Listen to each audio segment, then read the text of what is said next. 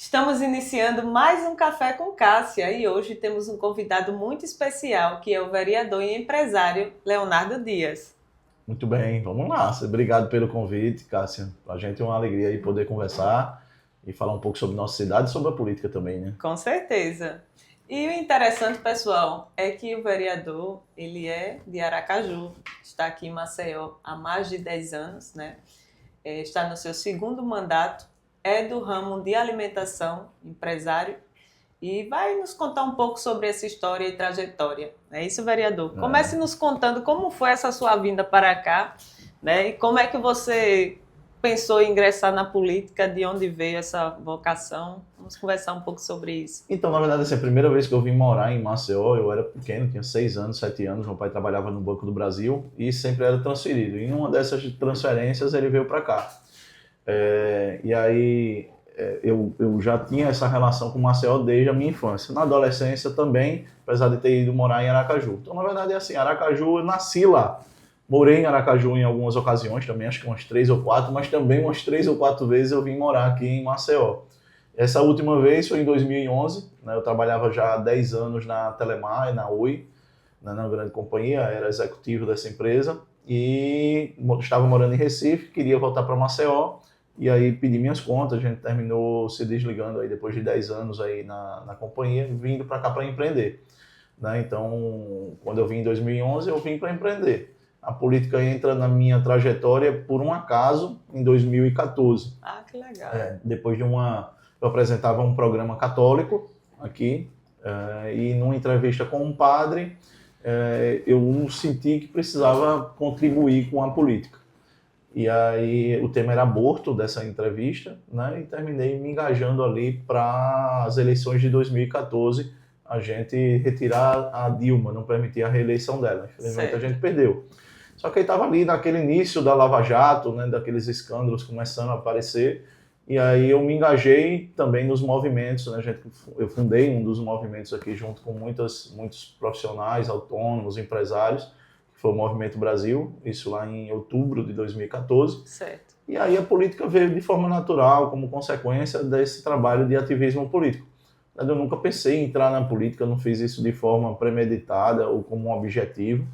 Ela veio de forma realmente, assim, por osmose, né? Pelo trabalho que a gente vinha desempenhando e por eu ter tomado, vamos dizer assim, a frente, né? Ali nos trios elétricos, em 2015, 2016, dando muita entrevista, então tive muita visibilidade e terminou sendo natural aí o pedido das pessoas para que eu fosse candidato. Aí eu fui em 2016, tive 2.086 votos, fui só para brincar, uma campanha de R$10.000. Só para tornar o rosto conhecido, né? Na verdade foi para brincar, para ver como é que é, eu não vou para ver como é. E aí a gente teve 2.086 votos, muito voto. Muito voto. E recém-chegado, inclusive de Maceió, pouco conhecido, né? Então assim, eu tinha 5 anos só em Maceió. E, enfim, 2020 aí a gente foi eleito com 3.777 e agora nessa última eleição em 2022 já, isso, não, 2022 não, 2024 2024 a gente teve a reeleição aí com 10.274 votos. Basicamente o triplo. Quase o triplo de votação, né? Então, assim, uma crescente realmente forte, né? E nessa última a gente teve uma votação muito além do que a gente esperava, inclusive. A gente esperava legal. Ali, na melhor das hipóteses, dentro da equipe, a gente falava, não, se tudo der certo, a gente vai ter uns 8.000 votos. Né? E graças a Deus, quando abriu a urna, a gente estourou. Teve mais. E isso não quer dizer que o senhor veio de um reduto? Meu reduto é tal bairro, porque tem vários vereadores que estão distribuídos assim, né? Aqui é o meu reduto, é de onde eu levo a maior parte dos meus votos. O senhor não tem? Não tenho, esse local não atribui? Não. Seus votos foram todos espalhados? São votos dispersos, naturalmente, que assim, onde existe mais voto de opinião, eu teve uma votação maior, né? Então, assim, eu fui o mais votado da Ponta Verde, da Pajuçara, da Jatiuca e do Farol. Né? Então, desses 4 bairros eu fui o mais votado. É um comportamento daqueles que representam ideias, né, sentimentos, né? Então, assim, eu fui eleito com base nisso. Sim.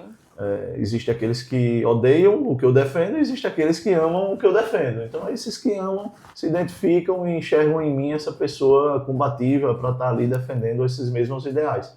né? Então, a gente extrapola, né, isso, né? Por exemplo, na primeira eleição eu tive 2 votos no Benedito Bentes II. 2 votos. Nossa! Nessa eu tive 62. Mas eu não conheço ninguém, assim, Sim, que tenha sim. votado em mim. Eu até conheço gente do Benedito Bentes II, mas não sei se a pessoa votou em mim, não. Eu também não fico perguntando, nem questionando, porque eu não trabalho com esse tipo de troca de favor, troca de apoio, ou, especialmente a compra de voto, que é uma realidade que É a gente verdade. vive ainda muito forte na nossa Isso, cidade. correto. Né? Então, assim, a gente faz um trabalho que as pessoas vão identificando, esse ponto, gosto do que esse menino defende. Né? O senhor também atribui essa sua defesa ao fato do senhor, como o senhor mesmo anda, né? A voz da direita, um forte apoio ao Bolsonaro, que o senhor sempre demonstrou. Então, isso, na verdade, veio depois, né? Isso não define quem eu sou, né? Sim. A minha base de valores, ela nasce com a igreja, né? Então, assim, eu nasci dentro da igreja católica. Meu pai foi o primeiro coordenador da renovação carismática, então eu sempre tive uma base religiosa muito grande. Né? Então, importante. Quando eu entro na política, eu entro pelo aborto, não entro por outras pautas, né? Não é porque eu não gostava da Dilma ou do PT, ou coisa, isso tudo foi consequência. Eu não gosto deles porque eles defendem aquilo que eu combato. Exato. Né? Então, assim, ser de direita, na verdade, é uma consequência de ser cristão. Eu não consigo conceber uma pessoa de esquerda que é cristã realmente, porque os valores não são compatíveis. São invertidos. Né? São invertidos. Sim. Né? Então, assim, óbvio que todo mundo tem a liberdade de defender aquilo que acredita. Hoje já nem tanto, né? Pelo menos a gente não tem liberdade no país, né? Mas, assim, em tese, todos deveriam ter liberdade de defender aquilo que acredita, desde que isso, claro, não ofenda os outros, não passe pelos outros. E para isso existem mecanismos na lei para se punir os excessos. Né? Mas, assim, a gente hoje, infelizmente, não desfruta dessa liberdade total para se expressar. Não. A gente está vendo isso aí acontecer muito fortemente no país nos últimos, vamos dizer assim, 6 anos, desde que o inquérito da fake news foi colocado em 2019, Sim. ainda no governo Bolsonaro. Sim. Né? E vem aumentando esse estado de policiamento de opiniões e de pensamentos, né? Especialmente aí depois de 2023. Vereador, o senhor assumiu recentemente a presidência da Comissão de Educação na Câmara e apresentou propostas como a disciplina de cultura alagoana nas escolas. Qual a sua visão sobre o papel da educação na transformação de Maceió e o que o senhor acha que ainda precisa avançar nesse termo? Veja, a educação, eu acho que ela está, desde a pandemia, numa situação extremamente crítica, né? A gente passou com as escolas fechadas 1 ano e meio, mais ou menos, talvez um pouco mais. Foram as últimas atividades a retornarem. E isso ocasionou problemas estruturais muito grandes que ainda hoje a gente tem essa dificuldade. Então, a primeira coisa para a gente dar, tirando a questão até mesmo pedagógica, que acho que já é um desafio muito grande, a gente hoje, no município de Maceió especificamente, nós temos um desafio muito grande da falta de estrutura, falta de climatização, falta de condição para o aluno ter um bom aprendizado. E os professores poderem também transmitir os conhecimentos de forma confortável. Né? Então, nós temos muitas salas sem climatização, muito calor, escuras, infiltrações. Então, assim, muitas condições precárias dentro das nossas unidades escolares. Então, esse é um desafio. E nós temos 170 escolas. Então, veja, se a gente tivesse que recuperar todas elas, 2 dias, que é impossível se fazer qualquer obra em 2 dias, a gente teria 1 ano para recuperar 170. É verdade. Né? Então, é um negócio muito grande. Então, não é tão fácil de você operacionalizar isso. Fora isso, nós temos carência de profissionais. Nós temos situações de profissionais contratados em situações que não deveriam ser, né? Por exemplo, em PSS, ou mesmo horistas que precisam ser regularizados. Então você passa também por isso, você passa por uma inclusão hoje de alunos especiais dentro das salas de aula, que é um desafio muito grande. Precisa de um acompanhamento, né? Porque tem uns que têm um grau bem mais alto, principalmente de autismo, né? Então, assim, nós temos hoje em torno de 5 mil crianças, né, com alguma necessidade de acompanhamento. Né, e isso é um desafio não só para Maceió, mas para todo o Brasil. Os professores estão exaustos, estão cansados, né, então tudo isso termina refletindo no mau aprendizado. Né? Então a gente muito provavelmente não vai ter uma melhoria da qualidade do ensino enquanto essas questões não forem resolvidas. E aqui eu só me ative a profissionais e estrutura.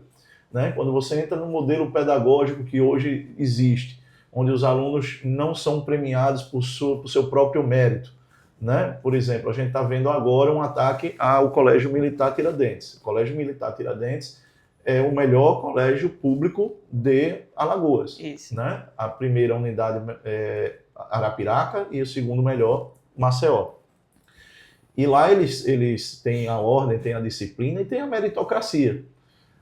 Hoje, a Secretaria de Educação do Estado, por exemplo, está tentando mudar o sistema pedagógico de forma que as pessoas possam ser aprovadas devendo matéria.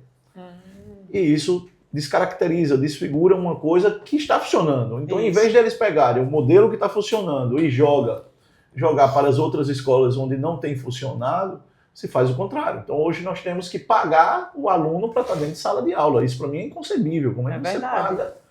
Tem que ter pé de meia ou escola 10 para o aluno estudar. O que é que nós estamos produzindo? Que pessoas são essas que vão para o mercado de trabalho depois? É verdade. Né? Então, assim, a gente está com uma concepção ideológica completamente equivocada dentro da nossa educação.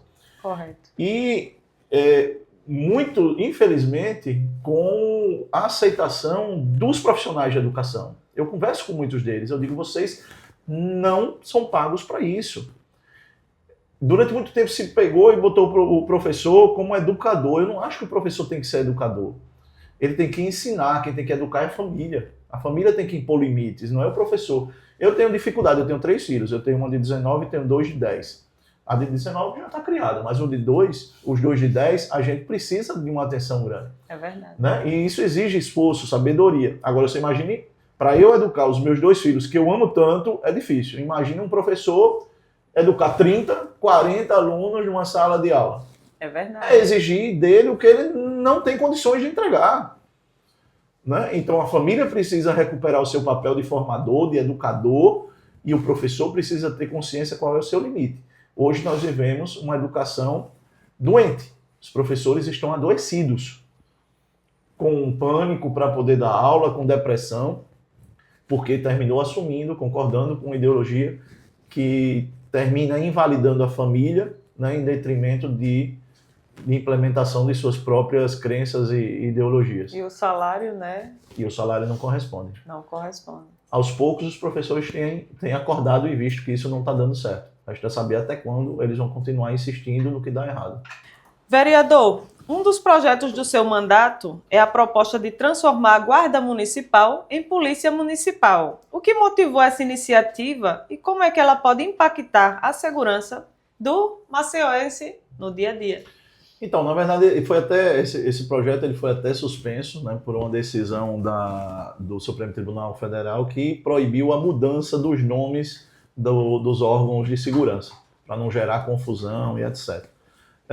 Mas a Guarda Municipal, ela sempre foi vista lá atrás como uma guarda de patrimônio. Né? Então, qual era o papel da guarda? Só ali fiscalizar se a praça está sendo quebrada, se não está, se os prédios públicos estão sendo vigiados ou não. Só que a Guarda Municipal, ao longo desses anos, tem passado por um processo de evolução muito grande do seu papel. Né? Então, hoje, a Guarda Municipal, ela, por exemplo, a gente essa semana conseguiu começar o curso de formação para porte de arma de 220 profissionais de nossa Guarda. Agora, veja que inconcebível, nós estamos em 2025 e nossa Guarda Municipal, mesmo podendo ter armas há mais de uma década, ainda não tinha nem o curso para conseguir o porte de armas. Então, durante muitos anos, a Guarda Municipal de Maceió, especificamente, foi esquecida, né? Foi colocada de lado. Nessa última gestão, a gente teve muitos avanços. Tem muita coisa ainda para fazer, porque existem muitas outras prioridades, mas é preciso reconhecer aquilo que vem dando certo. Né? E aqui eu preciso também mencionar um dos principais responsáveis por isso, que é o delegado Fábio Costa. Certo. O delegado Fábio Costa tem direcionado emendas importantes, né? Tem equipado a guarda com armas, com viaturas, para que ela possa exercer o nosso papel. Sim. Então, quando eu propus isso, era mais para poder justificar, né, para que a população reconhecesse na Guarda Municipal não somente aquele guarda de patrimônio, mas um agente efetivo de segurança. né, que possa auxiliar ele numa emergência, né, e possa também ser acionado, porque hoje, constitucionalmente, já pode. Né? Então, Ele a fica Guarda ali Municipal... guardando o patrimônio totalmente vulnerável, né? Não, hoje ainda é assim, e a gente tem um efetivo muito baixo também, né? A gente precisa melhorar, fazer concursos, né? Existe uma previsão de fazer concursos para 50, mas a 50 ainda é um número muito baixo, a gente tem brigado para que esse número possa ser aumentado, né? Mas o fato é, pelo menos a gente tem conseguido dar uma cara nova à Guarda, tem mexido com o orgulho dessas pessoas que estão na Guarda, de forma que eles possam, a gente possa ter uma Guarda mais forte em pouco tempo. Então, assim, são investimentos que têm sido feitos e a Guarda tem um papel importante na segurança, especialmente nesse momento que a gente vive, né? A percepção de insegurança tem aumentado muito, embora as propagandas do governo sejam muito favoráveis, Isso. A percepção de insegurança da população tem aumentado muito. Por quê? Porque a gente tem visto todos os dias casos que nos assustam. Né? É verdade. Há muito tempo, Maceió não tinha casos, por exemplo, de arrastão em restaurantes. A gente já está começando a ver tá tendo arrastão em restaurantes. Né? Então, tentativas de sequestros, ou enfim, são coisas que estavam meio esquecidas, né? E que hoje começam a dominar novamente o cenário jornalístico. E isso, claro, gera preocupação. Então, acho que tudo que vier para fortalecer a Guarda, preciso ter um apoio. Do seu ponto de vista, a Guarda Municipal ela deve sim andar armada. Sim, com certeza. Sim. Com certeza. Eu acho que o cidadão tem que ter o direito de andar armado. Né? Em cada um, não é que é obrigado a andar armado, ninguém é obrigado. Mas a segurança pública, ela não é feita para dar a segurança individual. Ela é feita para fazer a segurança pública, não a segurança privada. Verdade. Quem é capaz de fazer a segurança privada é a gente mesmo. A não ser que você seja alguém de muito poder aquisitivo para poder contratar uma segurança privada. É verdade. Ou mesmo seja um agente público, porque muitos que são contra têm seus próprios seguranças armados, né? É muito fácil um deputado chegar e dizer eu sou contra o armamento da população, mas quando ele sai, ele está lá com 2, 3 no carro, tudo armado. É verdade. Né? Então, sim. Farinha pouca, meu pirão primeiro, né? Então, assim, eu considero que o armamento deveria ser mais facilitado. Isso foi feito não tão quanto a gente gostaria no governo Bolsonaro, mas agora retroagiu de uma forma absurda. Foi. O senhor acredita que a gestão municipal deve financiar projetos culturais ou deixar para a iniciativa privada? Eu acho que, em certo ponto, sim. E essa é uma visão que eu até tenho uma visão um pouco diferente dos mais liberais da direita. Eu acho que a cultura raiz, a cultura, vamos dizer, aquela que é histórica, né? Por exemplo, os nossos folguedos e nossos folclores. Certo. Nosso folclore. Alagoas é o estado com o maior número de manifestações diferentes de folguedos e de folclore. Isso está se acabando, porque os mestres estão morrendo, né? Estão envelhecendo, estão morrendo. Não estão sendo substituídos. Não estão sendo substituídos, por quê? Porque falta incentivo, os jovens não têm interesse, né? Por quê? Porque não gera renda, né? Não gera nada, então ele prefere estar ali num passinho desses brega funk, estar naquilo que é moda. E uma vez, né, que o próprio São João em si, vamos citar o São João de Maceió, né? Claro que sim, isso deu uma grande valorizada até sim, no turismo, né? A galera tá vindo até de outros estados para acompanhar o São João de Maceió, por exemplo. Mas se você for analisar, o São João tá trazendo sertanejo, tá trazendo funk, tá trazendo tudo que tá de moda. Mas você quase não vê uma quadrilha bonita ali se apresentando. As próprias quadrilhas hoje já não são mais quadrilhas de antes, né? Virou mais uma escola de samba. Né? Tá morrendo a cultura, né? Tá mudando, né? Então, assim, eu acho que o poder público, ele pode sim investir na cultura, eu acho que tem esse papel, né? Daquilo que é nossa identidade, né? Preservar a nossa identidade. Eu acho que isso é importante e acho que precisa desse incentivo, sim. Eu não concordo quando é usado para outros fins, né? Por exemplo, não vejo sentido você pagar para um Alcione cantar ou para ou fomentar um CD da Ivete Sangalo. né? Então, assim, comercialmente ela tem meios de fazer isso. A Lei Rouanet, né? Exato, com a Lei Rouanet, né? Então, assim, eu acho que, por exemplo, mas eu não sou contra a Lei Rouanet. Sim, sim, sim. Eu acho que a Lei Rouanet poderia ajudar muitos artistas. Mas o senhor entende que Ivete Sangalo, ela pode sim ter condições suficientes de promover o seu conteúdo, né? A Rouanet terminou virando uma moeda de apoio político, né? Então, só tem acesso a Rouanet aqueles que pensam e votam e declaram voto da forma tal. E isso é muito ruim, né? Então, com isso sou contra. Eu tenho uma lei aqui em Maceió que ela prevê que 50% dos gastos com contratação de shows devem ser para artistas locais. Infelizmente, o município não vem aplicando, apesar de ter aumentado muito a contratação de artistas locais, aqui não especificamente no São João, porque o pessoal critica mais o São João. Correto. Mas no dia a dia existem várias atividades culturais que estão sendo Qual é a feitas. secretaria que os artistas podem ter acesso para... É a FEMAC. A FEMAC. A FEMAC, ele inclusive tem um edital para os artistas poderem se cadastrar e serem contratados sempre que a FEMAC precisa. Certo. O edital está aberto, né? Então qualquer artista local pode procurar a FEMAC e se cadastrar. Não tem muita burocracia, funciona, né? Mas assim, poderia ser melhor, né? Vamos dizer assim, acho que ainda tem que evoluir. Então eu acho que o poder público tem esse papel sim de fomentar a cultura naquilo que é a identidade local. Vereador, várias leis de sua autoria inserem datas e festas religiosas no calendário oficial de Maceió. Qual o papel da fé cristã no seu mandato e como o senhor responde às críticas que apontam a suposta mistura entre a igreja e o Estado? Eu acho que eu estou misturando pouco, na verdade. Veja, o que me define, eu costumo dizer assim, eu não sou um político católico. Eu sou um católico que está na política, né?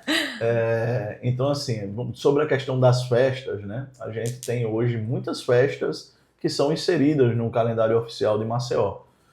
E nenhuma delas eram católicas. E nós temos grandes festas católicas, né? Então, são 4 grandes festas da Arquidiocese, que inclusive movimentam a economia. Por exemplo, Pentecostes mesmo, foi uma festa gigante, feita ali no estacionamento do Jaraguá, poucos dias antes do São João, Sim. Onde pessoas de 35 municípios vieram para Maceió nessa festa. Então, assim, nada mais justo do que a gente reconheça esse calendário, né? Então, a festa do Cristo Rei, a festa de Pentecostes, a festa da Padroeira, né? Então, assim, a gente fez esse reconhecimento como patrimônio cultural e material do nosso município e nós fizemos também a inclusão no calendário oficial. Agora, qual o papel, né, da religiosidade no meu mandato? Veja, eu sou fruto daquilo que eu sou, e eu sou o que eu sou porque eu passei pela igreja. Então eu não vou me desassociar da minha igreja, assim como aqueles que professam uma fé diferente também não vão desassociar da fé deles. Ou aqueles que não têm fé também não vão desassociar da sua própria falta de fé. Né? A democracia é isso. E o parlamento ele tem esse caráter bonito, né, de ser plural. Né? Então tem, por exemplo, a Teca Nelma, que está lá defendendo sempre a religião de matriz africana. Né? Então ela tem sido uma voz em defesa dessa religiosidade. Ela não recebe crítica por isso. E por que eu recebo? Porque eu sou católico, porque eu sou cristão? É verdade. Então aí isso justifica até uma lei de minha autoria, que é o Dia Municipal da Cristofobia, para mostrar que nós, cristãos, começamos a ser perseguidos, se não com a nossa própria vida, mas muitas vezes com a nossa moral, né? Com nossa honra sendo afetada. Por quê? Porque eu professo a minha fé. Então eu não vou deixar de professar a minha fé de jeito nenhum, mesmo que isso me custe a política. Né? Política, para mim, nunca foi uma finalidade da minha vida. Claro. Né? Ela foi consequência da minha história. E se amanhã tiver que deixar de ser, sem problema nenhum. Então, aos meus críticos, segure um pouquinho, porque vai ter mais. Com certeza. O senhor falando, porque por aqui passa várias vozes, né? Aqui da comunidade, o pessoal aí da Grota passa, toma café, conversa. E uma pessoa que ajudava muito também os católicos era o Dudu Ronaldo. Ajuda ainda. E onde tinha festa de padroeiro, ele estava no meio, né? E a galera gostava muito dele por isso, né? Interessante. E tanto que onde aquele homem colocar, tá eleito, né? tem as uma força pessoas... muito grande dentro da Igreja Católica também, Isso, né? é porque hoje a Igreja Católica é como se fosse uma Assembleia de Deus da vida, né? Que consegue facilmente eleger Existe uma diferença, né? Assim, a Igreja Católica, eu acho que ela é mais ponderada, né? Em vincular a imagem ao político, né? Então, eu acho que, assim, tudo que eu faço pela Igreja, eu faço como filho da Igreja. Correto. Eu não faço Não como tá ali político. para aparecer.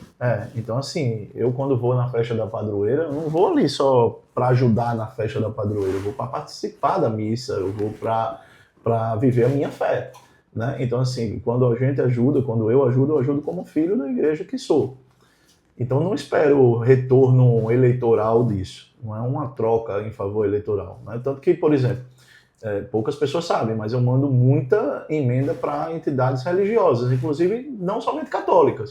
Mas eu não gosto de publicar muito sobre isso. Claro. Pouquíssimas pessoas sabem desse trabalho nosso, né? Nós temos direito à emenda. Enquanto muitos têm o próprio instituto, eu ajudo as instituições que hoje atendem muitas pessoas e precisam, são carentes, né? Então, assim, eu tento viver, e aí eu tento mesmo, porque ser cristão não é fácil. Não. É muito fácil acreditar em Cristo, né? Mas viver como Cristo é muito difícil. É verdade, né? ninguém Então eu quer. tento todos os dias me aproximar do que ele foi. Né? Sei que nunca vou conseguir e a gente acredita na misericórdia justamente para isso, né? Para que ele possa nos perdoar pelas nossas falhas. Mas assim, eu acho que essa relação política-igreja, ela precisa ter essa separação, vamos dizer assim, para não vincular a imagem de determinados políticos, embora isso naturalmente ocorra, mas não seja uma coisa institucional, né? Institucionalizada. E uma coisa que me chama, assim, que eu consegui desenvolver na minha forma de encarar a política, é que hoje não só a Igreja Católica tem, vamos dizer assim, uma referência no meu mandato, né? Eu não digo igreja quanto instituição, mas os católicos. Sim, sim. Muitos evangélicos se sentem representados por mim, né? Se você for na minha rede, você vai ver que eu sou católico. Está lá escrito logo lá em cima, católico, né? Cristão católico. Porém, eu tenho muito respeito pelos evangélicos. O senhor não faz essa acepção, né? Essa separação. De jeito nenhum, né?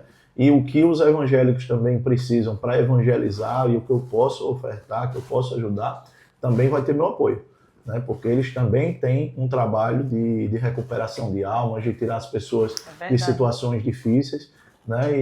Enfim, eu tenho uma amizade com muitos pastores, sou muito grato à igreja evangélica, que inclusive me ajudou muito na campanha. Eu sei que muitos pastores, mesmo sem me conhecer, né, estavam ali, sempre que alguém perguntava, pastor, em quem a gente vota, ele diz, olha, tem essa pessoa que vem defendendo aquilo que a gente acredita.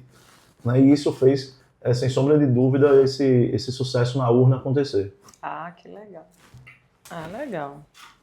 Vereador, o senhor tem se posicionado fortemente no combate às drogas e também tem apoiado ações de acolhimento a dependentes químicos. Como equilibrar repressão e acolhimento e o que já foi possível alcançar com as parcerias firmadas com entidades como a Arquidiocese?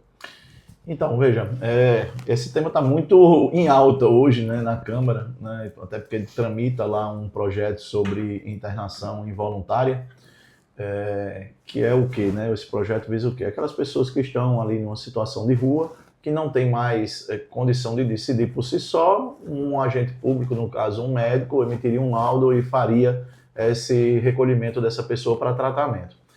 A população de rua é um problema que eu convivo já desde 2009, por aí.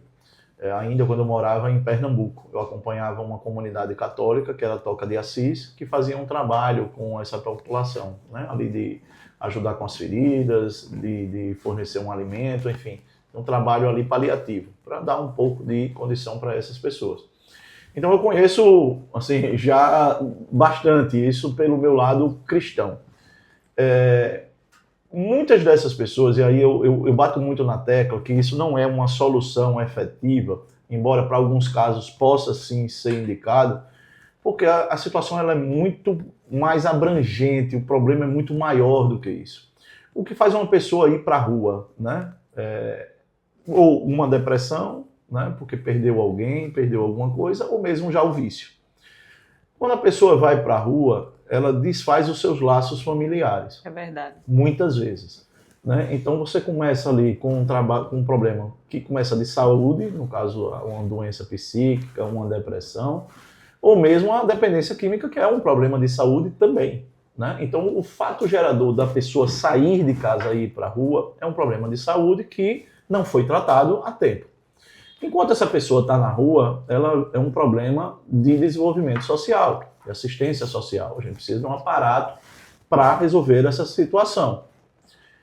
E só depois ela termina virando um problema de segurança pública. Correto. Quando a pessoa ali já está devendo um traficante, né, precisa comprar droga e para alimentar o seu vício e não consegue, aí vai fazer um furto, vai arrombar uma loja, vai arrombar uma casa, vai roubar alguém, enfim, para conseguir alimentar esse vício. Então, na verdade, ele é um problema que começa com saúde, passa pelo desenvolvimento social e só depois ele é um problema de segurança pública. Eu sou autor por exemplo, de uma lei que multa quem usa maconha em espaço público aqui em Maceió. Ainda não está em aplicação pela prefeitura, para mim já deveria estar, mas tem se feito vista grossa ainda sobre essa legislação municipal. Certo. O fato é, como é que se trata isso? Como é que se trata esse problema? Esse é um problema que, assim, como é múltiplo, precisa de uma solução que não é só pegar e internar. Porque você vai pegar e internar, ele vai passar 3 meses e depois? Ele vai para onde? Vai para a rua de novo? Para o mesmo meio social que ele estava vivendo, sem uma oportunidade de ser acolhido na sua família, né? Então, são muitas variáveis nesse meio. E aí eu acho assim, que a gente tem que aprender com aquilo que vem dando certo, né? E quem tem experiência. Correto. Eu fui em São Paulo. São Paulo conseguiu, não digo acabar com a população de rua, ou mesmo acabar com a dependência química, mas ela conseguiu uma evolução muito grande na hora que fez o fim da Cracolândia. Foi. E a Cracolândia, ela não acabou do dia para a noite. Ela foi se desnutrindo, né, com várias ações que envolveram o combate ao tráfico, né, repressivo, né, o lado repressivo, ou seja, com inteligência, inclusive, de saber quem é que estava limitando, de onde vinha aquela droga, acaba com o fornecedor, quem é que esconde droga ali naqueles prédios da Cracolândia, compra aquele prédio, desapropria, enfim, foram medidas de inteligência, mas foram medidas também de acolhimento e de tratamento. Né? Interessante que isso só foi executado agora, Sim. Porque vários anteriores já tentaram, né, acabar com a Cracolândia e não tinha conseguiram. Dado né? certo. A Cracolândia ela teve o auge de ter 4.000 pessoas naquela região. Nos últimos meses ela estava com 200 pessoas, né? Às vezes com 100. No fim de semana ou no happy hour subia ali para 300, 400. Mas já vinha numa desnutrição muito grande. E aí o que acontece? Isso funcionou por quê? Porque o vice-prefeito e o vice-governador se envolveram pessoalmente e lideram uma força de combate que envolve todas as pastas. Então é um trabalho multidisciplinar de várias pastas para resolver o problema como prioridade, o que a gente ainda não tem aqui. Né? Então nós não temos ainda esse empenho do poder público municipal e estadual de resolver a situação. Enquanto isso, a gente está vendo esse aumento da população de rua, preocupa, né? E infelizmente faz com que aumente, inclusive, aquela sensação de segurança que a gente comentou mais cedo. Correto. Né? Então, assim, o que é que precisa para resolver isso? Vontade política, é o primeiro ponto. E isso a gente não tem. Na hora que a gente tiver vontade política, a gente vai ver aquilo que é necessário. Então, casas terapêuticas, mais vagas em comunidades terapêuticas para aqueles que se adequem a esse tipo de tratamento. Leitos hospitalares, por exemplo, para dependência. Aqui a gente só tem 10 leitos em funcionamento no Porto da Romalha. 10 leitos. Ou seja, é nada para o Estado. Né? Então, a gente não tem estrutura nenhuma para tratar esse problema. Então, e aí a gente precisa combater o tráfico também, a outra ponta. Né? Então hoje Maceió é uma cidade faccionada. Uma pessoa, por exemplo, que viva no Jaraguá não pode passar para determinado lado da praia, porque senão ele é alvo da outra facção. Né? Então Maceió hoje, poucas pessoas sabem disso, mas já é uma cidade faccionada, onde existem territórios de facções. Né? E isso preocupa muito. Porque o poder público simplesmente aprendeu a conviver com isso. A conviver. Fechou os olhos, né? Exatamente. atitudes mais severas, né? Articular algo que possa amenizar, né? Exatamente. Né? Então, assim, é um combate que exige uma força-tarefa de muitas pastas, entre elas a segurança pública. Mas não dá para tratar só como um problema de segurança pública, porque vai ser inócuo. É verdade.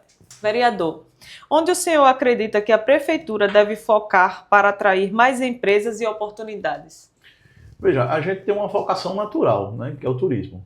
O turismo hoje é a nossa maior indústria. Correto. Né? Então, assim, a gente tem um potencial muito maior do que o que é explorado.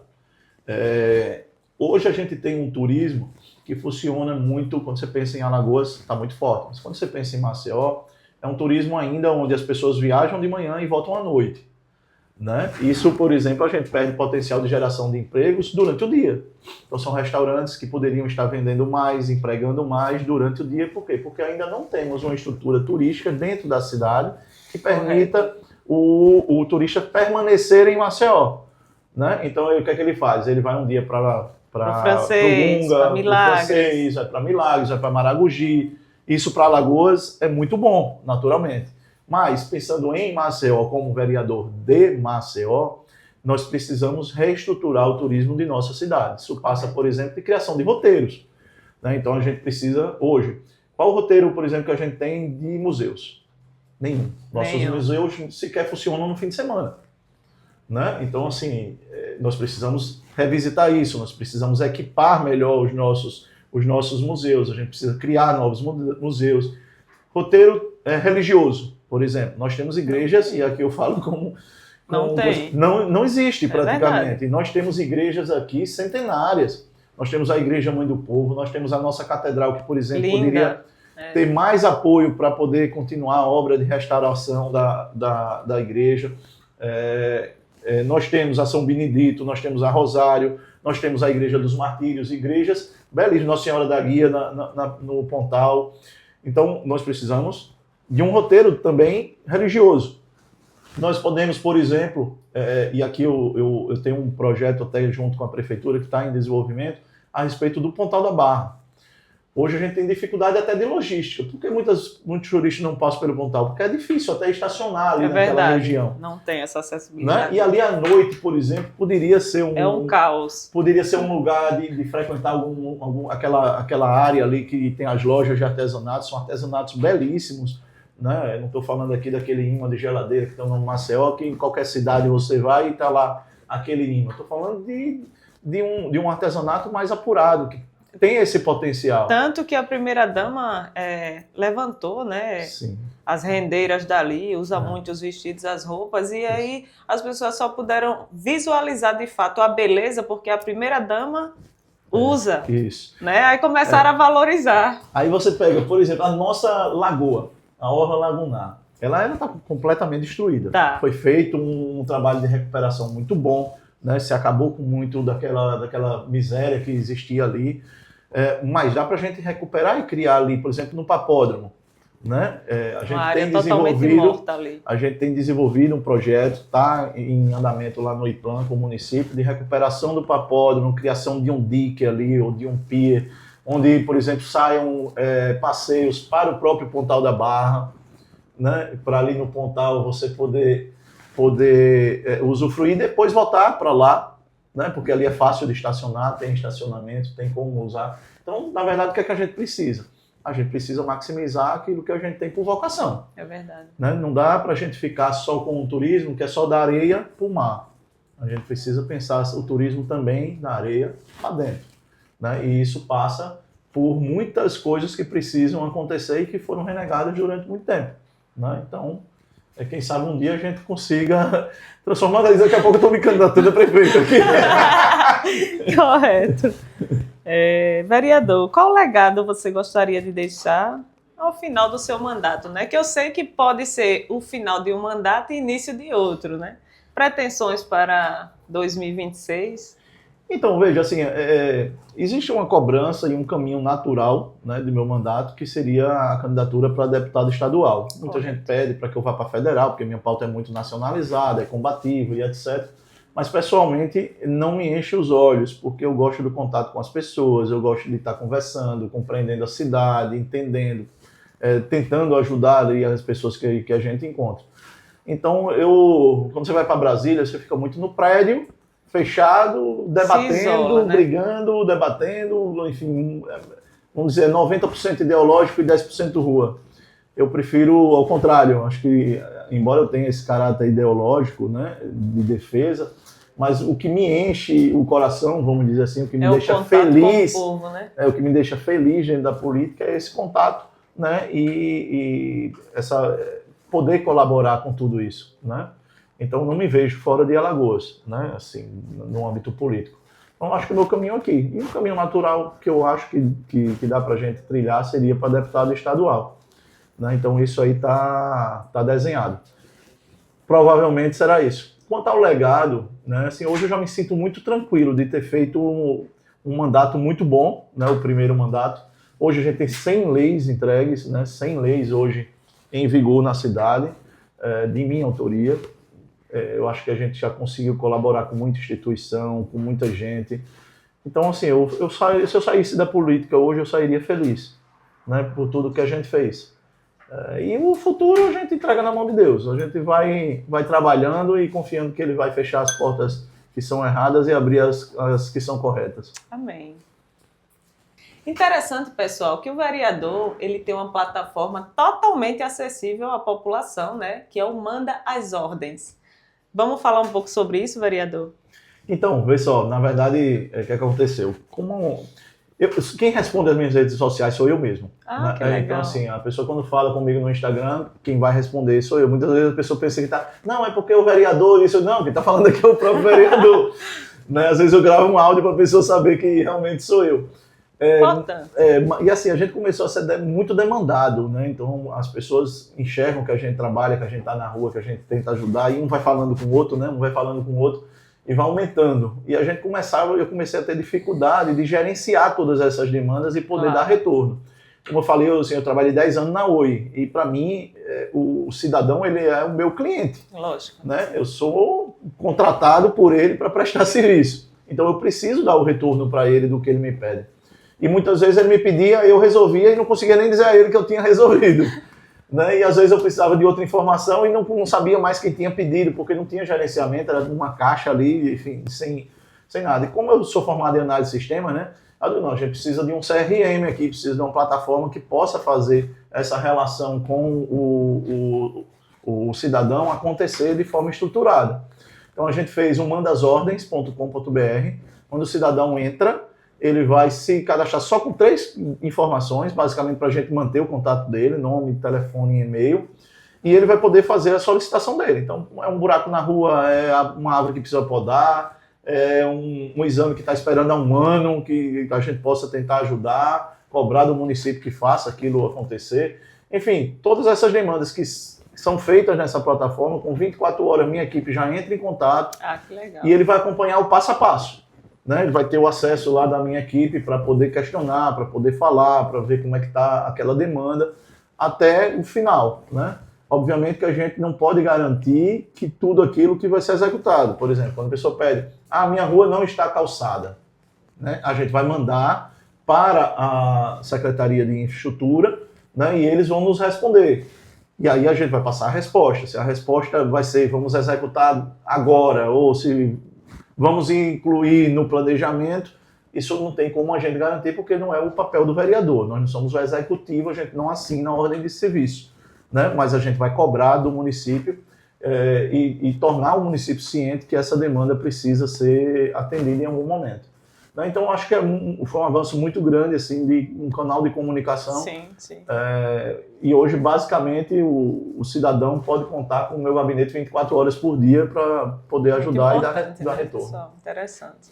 Pouca gente sabe disso, assim, mas a gente hoje, graças a Deus, acho que já tem umas 1.500 solicitações que foram feitas, 1.300, 1.500 solicitações que foram feitas. E nesse meio há pedidos inusitados? Tem sempre. Mas na época de campanha, com mais sorte. Aí eu vou contar até um aqui. 2, sabe? Curiosidade. Na eleição de 2020, me pediu colchão e mandou o link do Magazine Luiza. Tava precisando de 2 colchões de R$4.000 cada um. Eu digo, poxa, só isso, meu irmão. Caro danado. e uma outra pediu um bode para fazer um trabalho. Meu Deus! Inusitado. Eu não acredito que eu digo assim, eu disse, vereador, tô precisando de um bode para fazer um trabalho, depois você me ajuda com isso, depois eu faço um trabalho para você também. Pelo amor de Deus. Interessante. Mas vem de tudo. Que bom. Pessoal, vamos encerrar o nosso Café com Cássio. E hoje foi uma manhã muito produtiva, proveitosa, onde o vereador pôde expor aqui um pouco do seu mandato, né?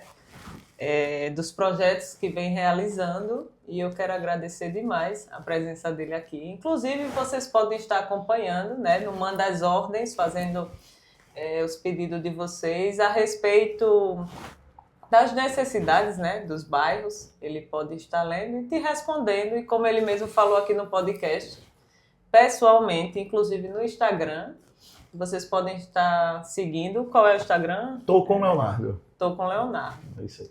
E muito obrigada, vereador, pela sua participação no Café com Cássia. Eu que agradeço, Cássia, pela oportunidade. O pessoal aí do São Jorge, que eu sei que está acompanhando aí seu trabalho. Primeiro, parabenizar também o seu trabalho.